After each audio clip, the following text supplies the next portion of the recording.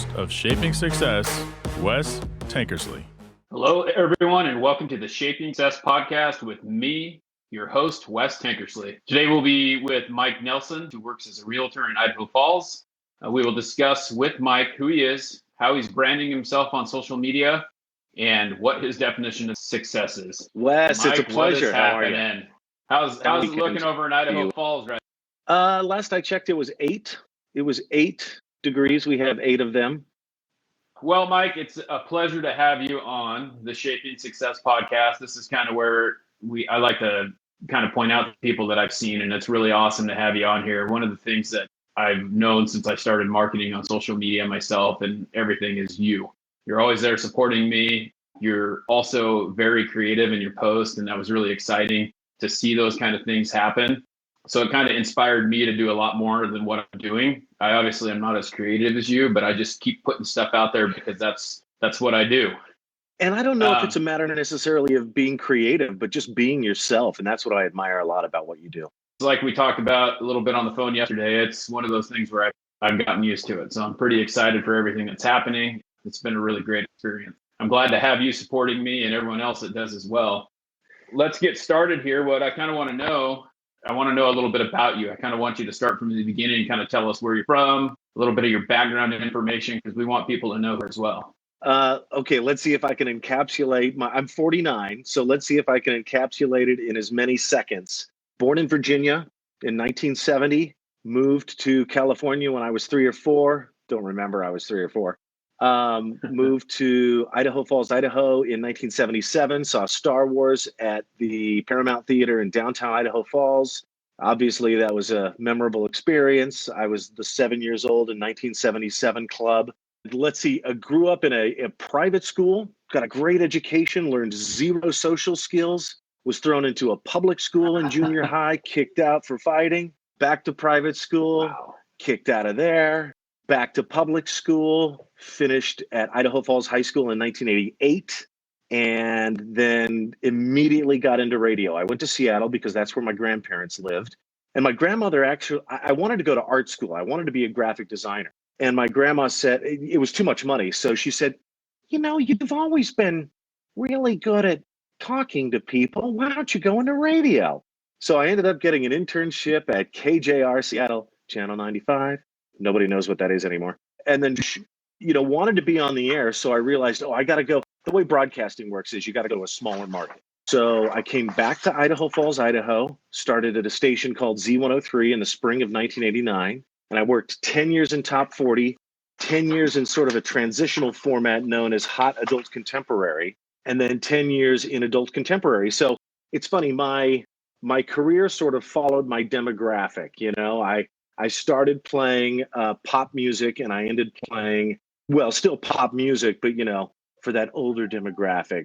Maroon 5, Girls Like You, without the Cardi B rap, like you can listen to it with your kids in the car. That was the spring of last year. I decided, I don't want to do this anymore. I thought, well, what would I do? And the joke is in real estate is for people who don't want to work for anybody else. And that's where I found myself is, I don't know if I can work for a, Clear Channel or iHeartMedia dropout. I don't know if I can work for that kind of corporate culture. And so I made the decision to do real estate and I instantly regretted it. And, but then, Wow. because it's not what you think. It's not what you think at all. It's not just showing people homes and collecting a commission. So it's a lot of work. And I never thought of myself as 100% commission-based salesperson, but that is technically what I am. I think what I really am is somebody who helps people with their goals. And every situation is different and unique. And so, to find myself in a situation is kind of bizarre to me. I just want to crack jokes for a living. Real estate is a very serious business. And so that brings us to today. Well, you're pretty good at cracking those jokes. Your barn thing is just hilarious. I show that to anyone that ever will look at it. And my daughter loves it. We talked about it a little bit last night, how that's like her favorite thing to do. She likes saying that every time we drive by a barn. She's like, "Dad, barn." And I just bust up laughing thinking of you. I mean, when I walked into that Walmart and I saw that gingerbread house that was the barn, I had to get it because I wanted to just I had to show it to you. So it was kind of funny. But there's some pretty cool things that you do that I think are just awesome. Your Halloween with the Walking Dead guy was awesome. I mean, there's just so many things that you do. It's crazy. And I see, just Wes, talk. that's why, So and that's why you're my tribe. The funny thing is for years I've been part of research studies and perceptual studies, and as a program director and operations manager, I was accountable to general managers and vice presidents of programming and regional VPs and format captains and owners of the company. And I can just see that corporate boardroom. If I were building my brand for anybody else, I could see a couple of stuffed shirts in that room going, well, now, Mike, that video, what does it really have to do with real estate? Don't you want to promote the fact that you're there to help people buy and sell homes? The thing is, I followed my heart. I was driving around one day and I'm like, I see so many barns. I've got to take some pictures of these. I thought I'll start a barn blog or that'll be my Instagram thing. As I'm driving toward this one barn, because sometimes they're hard to get to from the highway. So you drive down one country road and realize it doesn't connect. As I'm driving to it, I keep going, barn, barn, barn, barn, barn, barn, gosh, barn it all day. And that my mind's a complete blank. That's what I'm saying. That's what I'm thinking. That's what I'm feeling. And so I said, that's what I'm gonna do. And it is one of my most watched videos. Probably half of them are yours and your daughter's. So, and what I guess I would argue to a boardroom unsuccessfully, by the way, would be, look, this establishes the fact that I see a lot of real estate. Isn't that kind of what you want in a real estate agent? Is somebody who, oh yeah, that barn, it's X amount of square feet. You can put 10 horses in there or whatever. So that's the subtext of the video. But the purpose of the video was, if I'm going into business for myself, I'm going to have fun. yeah, that's a big thing. I think that I know that because I've been through and I've watched you and I've watched other people too. But we're like we talked about, we're branding people. We're branding ourselves. People are not going to buy from the company that you work for. They're going to buy from you as a person because you are what sells you. And so, I mean, I'd be the first person I call, but that's because I see you are, and I know that that's your brand, and you seem like the kind of person that I would want to buy from, and that's what I do. That's what I try to do daily. Try to make it so that people see that I'm an actual person and I have purpose, and it's more than just, hey, I want to sell you something. I want to buy from an honest person, someone who has kind of the same values and morals and things like that I have. Exactly. Somebody who speaks the same language. I believe there's a few mega agents and mega groups here in East Idaho, and they've got their systems down. It's interesting, though. There's a lot of duplication of effort. It's just interesting to watch. When you have a team of 20, 30 people, that's probably bound to happen when, the same group will ask you the same question 3 times and, one hand may not be communicating with the other. They're all great. Don't get me wrong. But I think business boils down to, do I like this guy? Do I trust this guy? Do I want to spend 6 hours in a car with me, my spouse, my family, looking at homes? Do I want to do business with this guy? And I don't mean to bag on the business that has so welcomely accepted me into their arms, but I think from an external perspective, from an internal perspective, it's very exciting. Every day is a new day and new challenges and exciting stuff. From an external perspective, I believe 3 things. I believe that most people think real estate is boring. Now, that's not to say anything of HGTV and house flippers and $1 million listing. How often do you think about houses? I think the second thing is real estate. When I'm in it, when I'm on the couch watching TV, when I'm with my family. And that's what I try to focus on, is the lifestyle stuff. So I think the second thing is real estate agents, again, from an external perspective, are boring. How's the market? Well, a balanced market is 6 months worth of inventory, and currently we have 1 month of inventory, so it's a seller's market. So what that means to you is people don't, the joke in real estate is the minute people find out you're a real estate agent, they say, how's the market? I haven't had one person say that to me. And I'll tell you why I think that is. Because they're not asking, how's the market in general? They're asking, what do the current market conditions mean to me? If I'm selling my home, how much am I going to get for it? If I'm buying a home, am I going to get totally obliterated in this seller's market? So that's the second thing. And I guess the third thing that I would say is nobody thinks about a real estate agent until they desperately need one. This is the most important financial transaction of your entire life. And you don't have a list of contacts of people you want to help you with this. So I believe that it's sort of my job to stay top of mind until they do desperately need a real estate agent. And then I'll be there to help.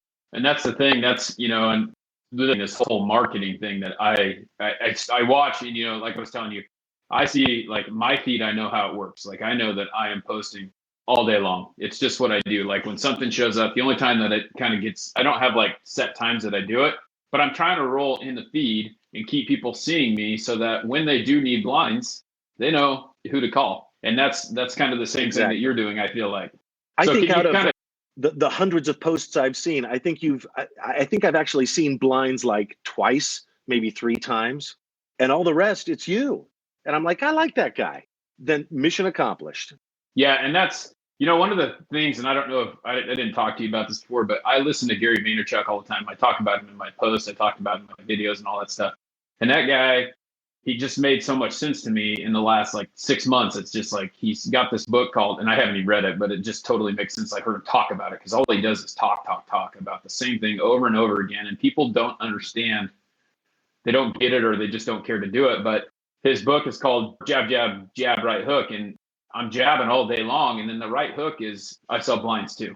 And that's how I do it. I kind of alternate. I probably put in a blinds thing about once a week because I don't want people to forget that, but I also want them to know who I am. And so it's not as important that they know what I do as that they know who I am. And when I tell them, then they're like, I could use that.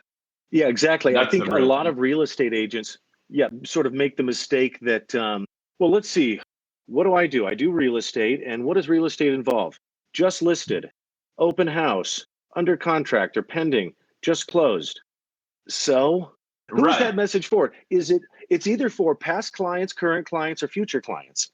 Do you really think that a past client is going to be surprised or interested or fascinated by the fact that you are still engaged in the business of real estate? Do you think current clients, maybe they're going to, check you out and vet you a little bit through your social media and see that that's what you're doing? Do you think future clients, do you think there are people right now looking at your feed thinking about houses? And again, this goes back to my theory that nobody thinks about real estate until they desperately need it. So I guess I feel like the expectation of a realtor or a real estate agent is to engage in the business of real estate.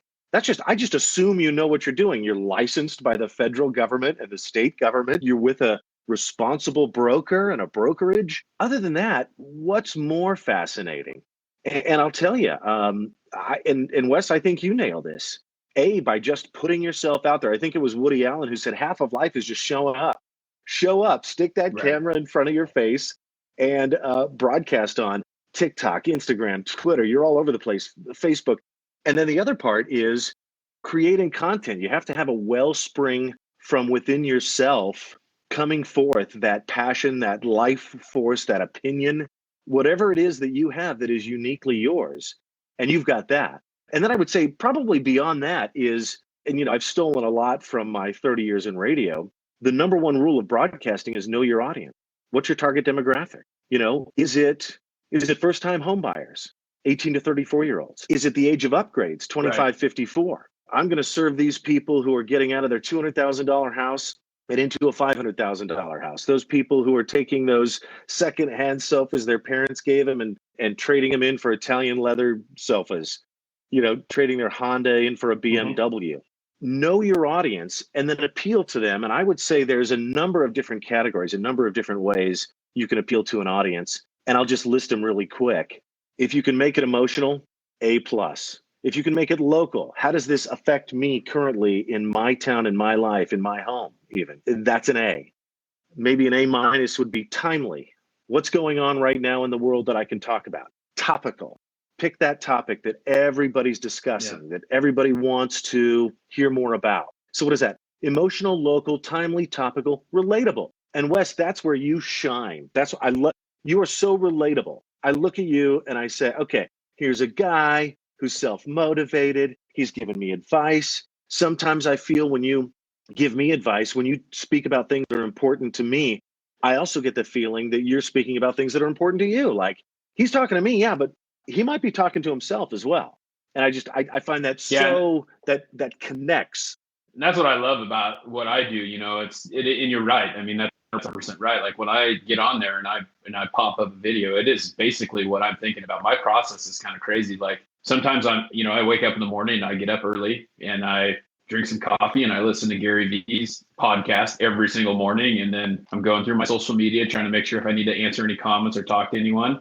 And then usually from that, I'm inspired. I hear something that relates to my life and what's going on. And then I'm in the shower thinking about what am I going to say in my video, and how am I going to say this? And then next thing you know, that's what it is. It's related to everything that I do. And I think that a lot of people relate to that. And that's what I think is great about the whole process. I do a live video. And like I was telling you, I don't listen to them ever. I mean, I've gone back a couple times and saw like some of the beginning ones versus now. And it's nuts the amount of change there is. Yeah, I think that being relatable is really what it's about. That's a great way to do it. Well, let's go back to reviewing the tape. In radio, we air personalities or disc jockeys. They don't jockey discs anymore, but we sort of perpetuate the notion that what we do for a living is just goofing off. But really there's quite a science to it. For the first 10 years of my career, I was just a dumb jock. And then I realized, the money is in being a program director, an operations manager, and being in management. And so I got to go from being a wacky radio morning show personality to a program director who got to coach other talents and bring in personality coaches from all over the country. I've worked with some of the best: Tracy Johnson, Casey Keating, Lorna Osmond. I don't know if those names mean anything to anybody, but some of the best in the business, Brian Kelly. And one of the things that they sort of talked about was, everything that I've mentioned. But when it comes to reviewing the tape, that's all we had to go by. So we would sit in meetings and literally press play on a cassette recorder back in the day. And then, eventually an MP3 playback. We would listen to, when you're on the radio, Fallon, Kimmel, Conan, they all have 10 minutes of monologue a night, and then they bring some guests on. Radio morning show people, they have, 5 minutes of pop, 5 times an hour. So there's a lot of content, a lot of time you have to fill, and it is all disposable. It was such a weird feeling. Here's a sidebar. Going from a small station in Idaho Falls, Idaho, and that's market, 185 or whatever it is, to Salt Lake City, which is now market 29. And in broadcasting, market size is everything, and they vet you harder. You can make more money. There's ratings bonuses, but it's harder to break into. They're kind of snobby about it, especially when you're from a small town. And what's funny is these days, anybody can have a global audience, even if you're in Poughkeepsie, Peoria, Paducah, Pocatello, wherever you are. So when you finally break out of a small market and go to a big market, that's all you have is a tape of yourself on the radio. Sure, you've got a resume, but you've got a little demo, a little MP3 that you mail. Right. So I have spent most of my life reviewing the tape. So it's so hard now to create content and not go back and watch it and listen to it and, I could have done that better. And what was I thinking there? And I need to lose 10 pounds, So mad props to you for not, focusing and dwelling too much on that. Well, and it's hard too. I know exactly what you're talking about. I mean, I've talked to people about this multiple times where they sit there and they talk about how they review it. And really what it boils down to is we don't do anything then. Then we never make the step that we need to make. We never get on there. We never post, because I've done it a couple times. I've recorded the video and I'm like, I don't like that. I can delete it. But if I'm live, it is what it is. And so that's what I really like about live. It's like, if I mess up, who cares? What are they going to do? Go back to it? I mean, I can't go back and change it. It's make there. Fun it's of me been on the airwaves. Yep. And that's one of the things that I've really been working on is not being, I'm still insecure about some of the stuff that I do, but I've tried very hard to just let that go, because it's not necessary. It's like, they're usually, when someone's making fun of you, they're making fun of you because they're scared to do it themselves. And so that's just, luckily I haven't had a whole lot of that. Right. I think one of the best memes I saw, and I speak in memes, and so I'm so sorry, but one of the one of the best No, memes I you're saw kidding. about that topic was, hey, you never see somebody more successful than others making fun of them. You know, Right. if I were to, and by the way, I'm not a big sports guy. I know you are.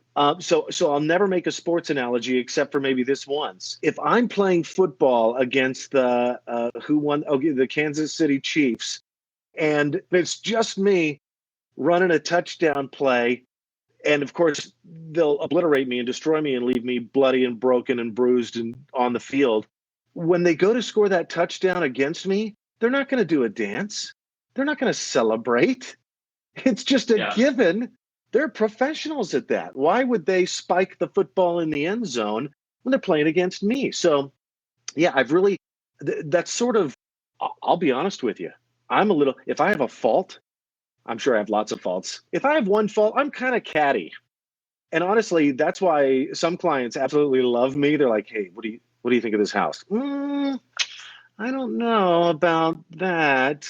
So they know I'm going to be honest. But I've really tried to, in the last few years, watch my cattiness and just make sure that, hey, am I putting somebody else down in my mind to make myself feel better? You really got to watch Right. that. You can't do that. Yeah, and that's we could talk all day about that. That's just it. Just is what it is. It's people they don't know any better, and so they spread so much negativity, and that's all we see Yeah. all day long. And we can't look for the positive stuff, and that's really where my mindset's changed, is trying to find that positive thing.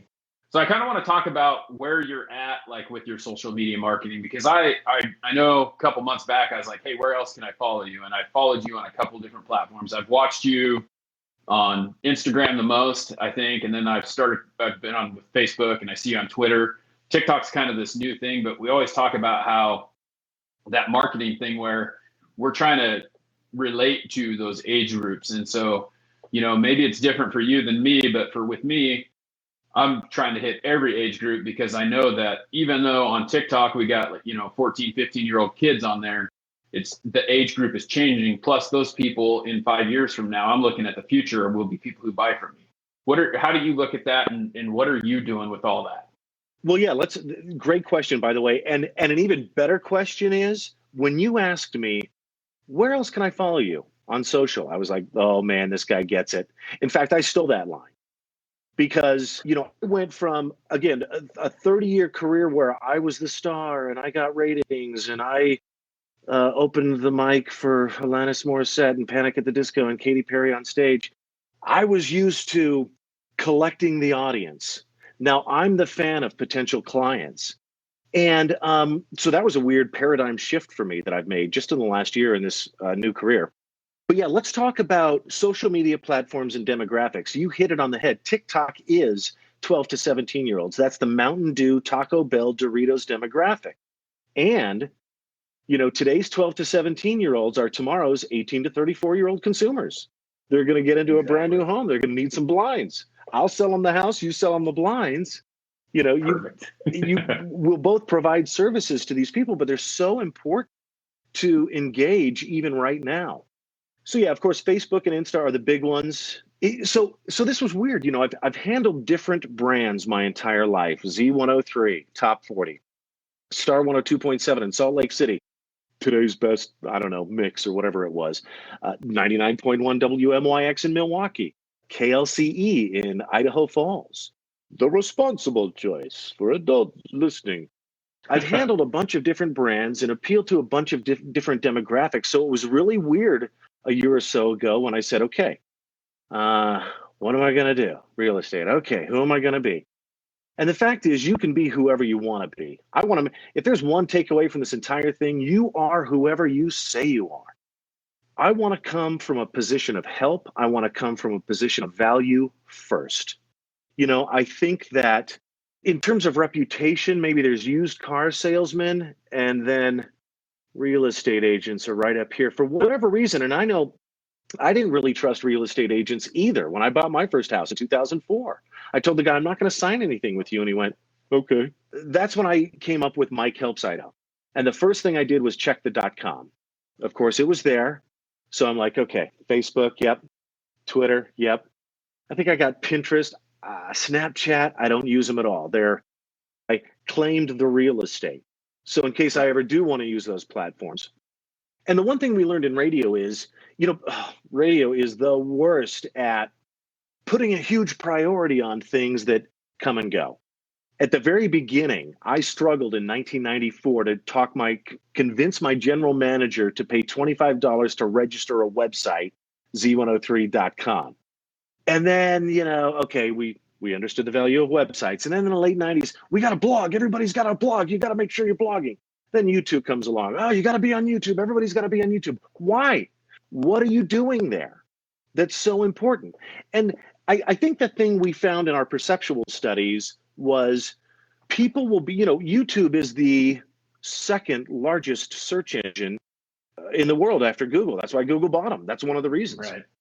But when you're going to fix your lawnmower, how do I tune up my lawnmower? In 2 or 3 minutes, I became an instant expert, went to Home Depot, got my stuff, came back and tuned up a lawnmower. So you want to be where the people will be eventually. And that's sort of my feeling about social media. So I got the Mike Helps Idaho brand across all platforms. And we have another expression in radio, play the hits. And that means don't be Jack Black and High Fidelity going, hey, this is a really good record, man. You should listen. What you want to do is you want to play the songs that will get you the most audience the fastest. Play the hits. Right.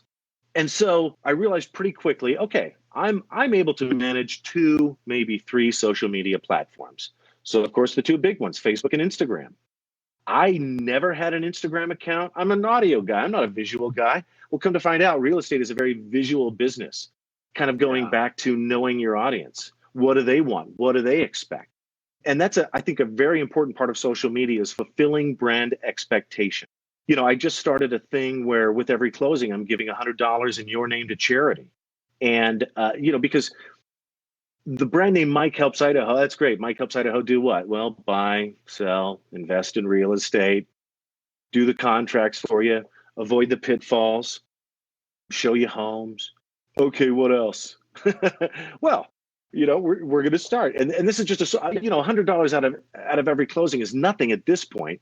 That's just a small start, but I want to make sure that I start somewhere. You got to start somewhere. So yeah, Wes, that's really circling back to your original question, which is, what have I done in social media in the last year? And it was weird and bizarre to build what I realized is my own brand on all these platforms, to serve that brand name. And I think I told you at the beginning, from an outside perspective, real estate seems kind of, I hate to use the word boring, unless you're buying or selling, and then you're absolutely fascinated by the process. So what do I believe my job is in the meantime? It's to engage. And that's where I've lived for 30 years in my previous career, is get an audience, engage them, grow the numbers. And so, I'm not on fire by any stretch of the imagination. I think I have, at last count, 675 followers on Instagram, 725 likes on Facebook. But and it's the funniest stuff, right? Let's talk about so that's platforms. Let's talk about content. Stuff I never thought would ever be a hit, I guess, to use a radio term, has 2,700 views and 25 shares. On a snow day, I posted a picture of a kid crashing into a fence and the snow falling down. And that just went all over the place. That was pretty cool. You saw that? Yeah. Well, okay, here's what's funny. I saw it on an internet website probably 2 months ago. And I actually said to myself, save, rip, whatever, throw it in my camera roll. I said, that's going to be really good if we have maybe not the first snow day, but the 3rd or 4th or 5th in a row. That would be really good. I think I mentioned earlier, one of my rules I call it the content filter: emotional, local, timely, top relatable. And when you can serve timely and topical in there, and local, because it's snowing outside, the weather's local, you really hit on a bunch of different buttons at once, and you can get that kind of engagement. More engagement, I would say, than this property was just listed. this property is under Yeah. contract. This property just closed, So, And that's what you content, see. I That's think, all you see with real estate. It's just yeah. And it is. there's It's like, hey, I closed this. Hey, I sold this. Hey, here's some pictures of the inside of this house. That doesn't. I'm like, oh well, that's a cool picture, but what am I going to do with that? I mean, I don't need a house right now, and I want to know more about you. Right. Yeah. And we're visual. Yes, That's the big thing. Is like it's so visual, and so in social media, that's what's so cool about. Like you said before, you're behind this mic, and I applaud you because you realize that you have to go and you had to make a change, and that was just the way it was. We have these people. As a teacher, I'm sitting in here and I have kids in my class that just have a phone out all the time, and you can take it away from them or you can use it, and that's all they do. They're on Instagram, they're on TikTok, they're looking at this. They don't have to interact with someone. So your way of interacting is by watching a video of it or seeing a picture of it, because they're not going to talk to you face to face. And so we got to change with that, or we're going to be obsolete. Right. Every older generation bemoans or mourns for their children and the society that they're going to grow up in. And it's funny. Again, another meme. You've probably seen it. Some teacher 100 years ago was talking about kids these days rely too much on paper. What are they going to do when we run out of paper? The point was, chalks and chalkboard are where it's at. So I don't want to go too far down the road of, oh, today's kids will never know the joy or the pain of being bored.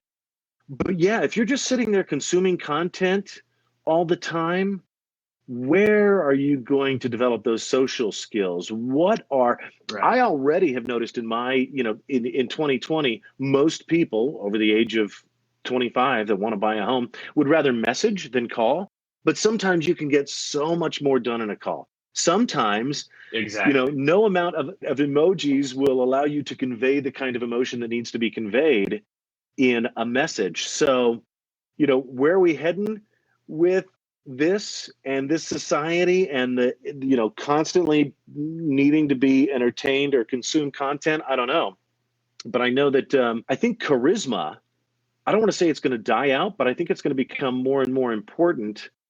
And when I say charisma, just the ability to relate to other people and think, oh, this guy gets me and I'd like to do business with him. I think that's going to be an important trait in the future. Well, we could sit here and I could talk to you all day about this, but we're gonna run out of time. And I really enjoy the conversation. I do have one more question for you, because this is called Shaping Success. That's what the podcast is called. And I want to give you a little context to that. We talked about it a little bit, but success for you, whatever that is, it doesn't mean it's different for everyone. Some people, hey, I got to make a lot of money. Some people want to have a certain job, whatever that is. And that's really what it is. What is the shape of your success? So my question to you is, what do you call success? What is your definition of success? Boy, that's the $1 million question, isn't it? I guess I'm a very literal person. So I would refer you to Maslow's hierarchy of needs. And I would say that at the very bottom are physiological needs. You need to breathe, you need to take nourishment, and you need to excrete. So as long as I do those things at the bottom, there's love and relationships and self-esteem. And then at the very top of the pyramid, the very little, tippity-toppity, is a thing called self-actualization. And that's when you get to be the person you were designed to be. And honestly, when we talk about needs, mental and emotional needs, one of my biggest needs, I think, is to express myself, even at the risk of not being understood. And Wes, that's back to the barn video. That's why I so appreciate you and your daughter saying like that. That's it, because I expressed myself in a weird, wacky way that really doesn't matter. It's 30 seconds of your life you can never get back. And so, yeah, self-actualization. And I got to tell you, it's hard to be self-actualized when you're not your own boss. For 30 years, I really enjoyed a radio career, and I thought that I was free. I could say whatever I wanted, whatever I was feeling. I could go in and lay it all out there on the microphone for 4 hours a day. But, working for myself and taking the risk, seeing the Lord, and I'm sure there are some people who won't want to do business with me because of the way I am. They might want somebody who dresses more responsibly, or has more experience in the business, or has more connections. But I'm sure that because I'm throwing it all out there my way, that some people will want to do business with me. And you know what? Come to find out, those are the people I want to do business with. So what is success? Self-actualization in my book. And yeah, a beach vacation, but that doesn't pay the bills. Yeah, well, that comes after. That's kind of the thing about it, Right, with me too, is that it is what makes you happy, and that stuff will follow. And I appreciate that. It's so funny that you talk about that stuff, because that's all they talk about in college: self-actualization and the pyramid and all that stuff. I mean, it's funny because I have 2 degrees, and I'm just like, am I going to ever not hear the end of it? And you know exactly what it is. That's awesome. I do appreciate you being on here. I wanted to have you tell us where we can find you as far as like social media, because you talked about you're on there. Where's the best place to find you? Your handles, things like that, so that we can get those out to people and help you get a little bit better following as well. Oh, thanks, Wes. It's Mike Helps Idaho. Anywhere you want to look. .com, Facebook, Twitter, Instagram, YouTube. Hit me up if you're in the East Idaho area and you need some help, just some advice with real estate. Let me know. And Wes, what a pleasure. I look forward to continuing to watch you and everything that you do on a daily basis as well. Thanks, man. Yeah, well, I really appreciate it. It's been awesome to kind of get that feedback from you and see that, because I really, like I said, when I talked to you yesterday, I knew that I wanted to have you as a guest. So I'm glad that we were able to do it. The pleasure is absolutely. So I'm sure all mine, we'll talk again. Yeah. All right, Mike. Well, thank you very much. It was great having this interview, and we'll talk soon.